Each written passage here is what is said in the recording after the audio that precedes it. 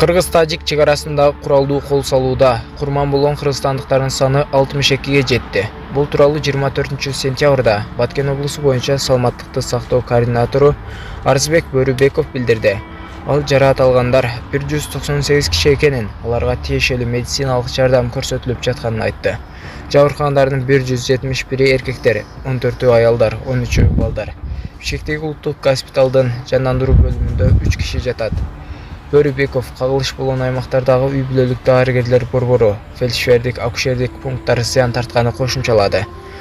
14-16-17 сентябрда Кыргыз-Тажик чегарасында кан төгүлгөн окуяны Кыргызстандын тышкы иштер министрлиги Тажикстандын алдын ала пландалган куралдуу агрессиясы деп атаган.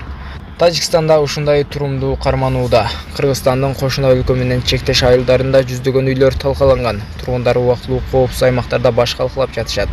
Тажикстан тышкы иштер министрлиги чегарада 41 жананын каза тапканын билдирген. Озоди радиосу өз булактарына таянып 70 кишинин тизмесин жарыялады.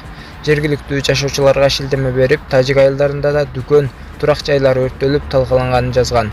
Бул маалыматты көз каранды эмес булактан тактоо мүмкүн эмес болууда.